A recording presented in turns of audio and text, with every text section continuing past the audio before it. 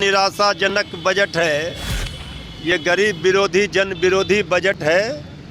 इस बजट से नौजवानों को, किसानों को, गांव में रहने वाले लोगों को कोई फ़ायदा नहीं होगा।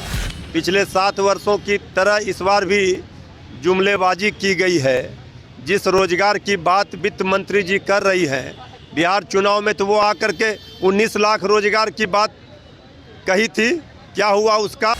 2 करोड़ रोजगार देने की बात प्रधानमंत्री जी ने कहा था, वो तो पूरा हुआ नहीं। नमामि गंगे परियोजना का क्या हुआ? गंगा मां आज भी गंदगी का अंबार लगा हुआ है। हजारों करोड़ की राशि बर्बाद कर दी गई। निराशाजनक बजट है। ये गरीब विरोधी जन विरोधी बजट है। इस बजट से नौजवानों को, किसानों को, गांव में रहने वाले लोगों को कोई फ़ायदा नहीं होगा। पिछले 7 वर्षों की तरह इस बार भी जुमलेबाजी की गई है। जिस रोजगार की बात वित्त मंत्री जी कर रही हैं, बिहार चुनाव में तो वो आकर के 19 लाख रोजगार की बात कही थी। क्या हुआ उसका? 2 करोड़ रोजगार देने की बात प्रधानमंत्री जी ने कहा था, वो तो पूरा हुआ नहीं। नमामि गंगे परियोजना का क्या हुआ? गंगा मां आज भी गंदगी का अंबार लगा हुआ है।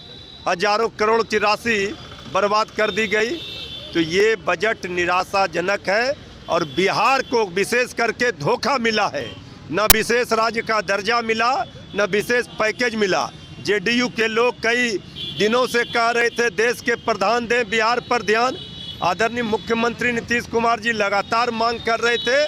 अब उनको खाली हाथ फिर से एक बार धोखा दे दिया गया। तो डबल इंजन की सरकार में बिहार के साथ फिर से धोखा किया। अब जेडीयू बताए इसके बाद भी बीजेपी के साथ रहेगी या साथ छोड़ेगी। अगर नीयत साफ है विशेष राज्य के दर्जे पर, तो जेडीयू को बीजेपी का साथ छोड़ना चाहिए, और नहीं तो फिर ये नाटक नौटंकी जो जेडीयू करती है ये बंद करना चाहिए। जेडीयू के नेता उपेंद्र कुशवाहा भी आपके सुर में सुर मिला, उन्होंने कहा कि बजट ये सुर मिलाने से नहीं होगा। जनता सब देख रही है, जनता देख रही है जेडीयू क्या कर रही है। ये विशेष राज्य के दर्जे की मांग पर नाटक जो करती है जेडीयू, इनको अगर सचमुच में विशेष राज्य का दर्जा चाहिए तो केंद्र सरकार दे नहीं रही है। डबल इंजन की सरकार में ये है, केंद्र में भी मंत्री है जेडीयू के कोटे से, बिहार में सरकार चला रहे हैं, इसके बाद भी मांग नहीं मानी जा रही है। तो बिहार की जनता के साथ धोखा दोनों मिल करके दे रहे हैं। ये जनता माफ़ नहीं करेगी। रोजगार देने की बात की जा रही है 60 लाख। हम तो कहे 2 करोड़ रोजगार तो दे नहीं पाए। जो जिसमें रोजगार सृजन होना था उसको तो बर्बाद कर दिया, सारे सरकारी संपत्तियों को बेच डाला।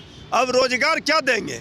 ये जुमलेबाजी कर रहे हैं। नौजवानों, किसानों के हित के लिए कुछ नहीं किया, आम लोगों के लिए कुछ नहीं किया। इसलिए ये गरीब विरोधी जन विरोधी बजट है।